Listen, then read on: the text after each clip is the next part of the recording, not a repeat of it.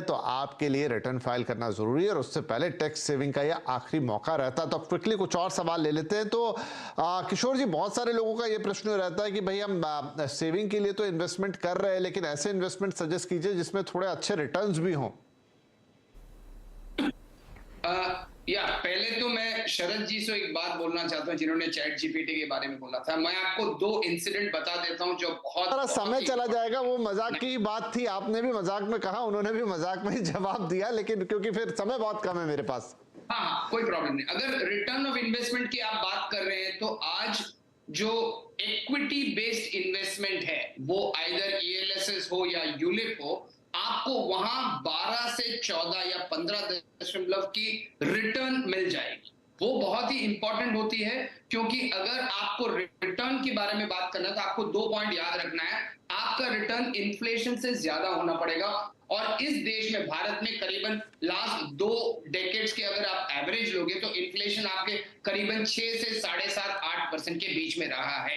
तो अगर आपको positive net of inflation return चाहिए तो आपको इक्विटी बेस्ड रिटर्न लेना पड़ेगा, और उसमें से मेरे हिसाब से एज अ फाइनेंशियल कंसल्टेंट मैं ये बताऊंगा कि ईएलएसएस आपके लिए सबसे बेहतरीन ऑप्शन है। अगर आपने एफडी लिया या लाइफ इंश्योरेंस प्रोडक्ट लिया या और कोई भी प्रोडक्ट लिया तो आपको 5.5% से के बीच में से करीबन 7.5-8% के बीच में आपको रिटर्न मिलेगी।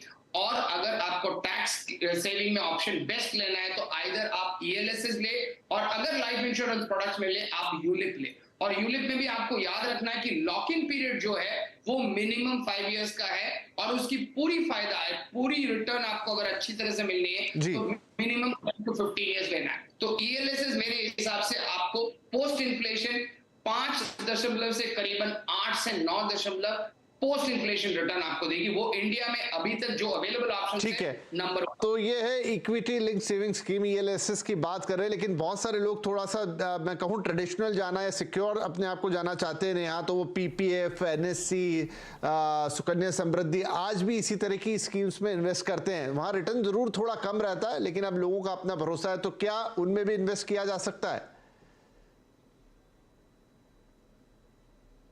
नेहा।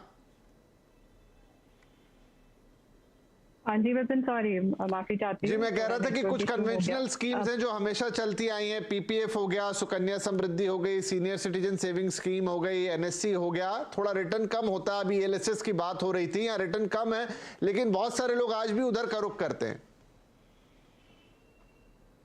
जी विपिन, बिल्कुल सही। बहुत हमने भी देखा है कि बहुत यंग लोग भी और कुछ बड़ी उम्र के लोग भी पीपीएफ या एनपीएस में पैसा डालते हैं साल के एंड में।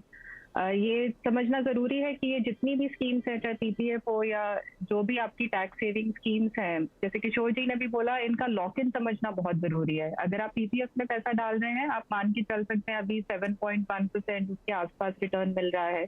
हर क्वार्टर ये रिटर्न बदलती है, पर अच्छी ठीक ठाक रिटर्न ही आपको यहाँ पर मिल जाती है। एक ये समझना जरूरी है कि ये बहुत लॉन्ग टर्म इन्वेस्टमेंट्स हैं। आप आज पीपीएफ में पैसा डाल करके लिक्विड नहीं है कि आप 2 साल पहले उसको 2 साल बाद उसको निकालने की कोशिश करें। तो ये इन्वेस्टमेंट आप जब भी कर रहे हैं सोच के करिए कि ये आपकी रिटायरमेंट या 15 साल बाद आपको ये पैसा रिटर्न के साथ वापस आएगा, और उसी माइंडसेट से इन्वेस्टमेंट करें। बट ये बहुत सिंपल, मैं ये भी कहूंगी कि एनपीएस और पीपीएफ एक बहुत ही सिंपल इन्वेस्टमेंट हैं। आपको ज्यादा सोचना नहीं है। अगर आप म्यूचुअल फंड लेना चाहते हैं, आप ईएलएसएस लेना चाहते हैं, इतनी सारी स्कीम्स हैं कि आप उसको डिलिजेंस करके सोच समझ के ही लीजिए। लेकिन पीपीएफ, एनपीएस में भी कुछ वेरिएशंस हैं, टियर 1 है, टियर 2 है, कितनी आप इक्विटी में एलोकेशन करते हैं, वहां फर्क है।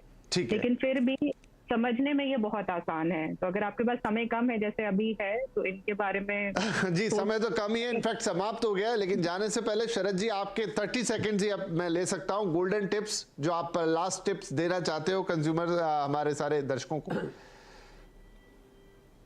जी हाँ, फाइनेंशियल ईयर का समय भी कम है और सबसे बड़ी बात शो का समय कम है। तो मैं आखिरी बात ये बोलूंगा, अगर आपके 1.5 लाख रुपए में कुछ बचा हुआ है, बहुत सारे लोग इस 80C की एग्जेम्पशन को वेस्ट कर देते हैं, ओल्ड रेजिम में आप रहे हैं तो आप फायदा उठाइए, उसको छोड़िए मत। अगर आप पीपीएफ में, अभी उदाहरण दे रही थी नेहा, 30% अगर आप टैक्स लैब में है और 7.1 उस पर रिटर्न है, तो आप सोचिए आपका 37.1% आपका इफेक्टिव रिटर्न कम से कम फर्स्ट ईयर में हो जाता है। तो उसको जाया मत जाने दीजिए, उसको वेस्ट मत जाने दीजिए। जरूर अपना कोई खर्चा पोस्टपोन करके घूमने फिरने का खर्चा रोक लीजिए। आप कम से कम टैक्स बचाने पे स्टेप मेरे हिसाब से विपिन छोड़ना नहीं चाहिए। ये मौका बहुत महंगा पड़ता है और अपॉर्चुनिटी कॉस्ट इसकी बहुत ज्यादा आती है। जी बिल्कुल। तो चलिए, ये भी एक गोल्डन टिप। तो आई होप कि सारी बातें यहां पर हो गई। कोशिश ये थी कि कुछ ऑप्शंस आपको दें और अवेयरनेस ज्यादा। और आखिरी दिन का 31 मार्च का इंतजार बिल्कुल मत कीजिएगा, क्योंकि जैसा आपने कहा उस दिन फिर दिक्कत होती है, सर्वर हैंग होता है और तमाम चीजें। अभी जो वक्त है और हमारे एक्सपर्ट्स ने आपको जो सलाह दे रही है, तुरंत उसका फायदा उठाइए, अपना रिटर्न प्रिपेयर कीजिए। इन्वेस्टमेंट नहीं की है तो कर दीजिए। अच्छे इंस्ट्रूमेंट यहां पर आपको बताए हैं और टैक्स बचाने के लिए। और साथ में जो शरद जी ने शुरू में बताया कि बहुत सारा ऐसे जहां पर पेनल्टीज लगने की दिक्कत है, कंप्लायंसेस पूरे नहीं है, उन बातों का भी ध्यान रखिए। और बहुत सारे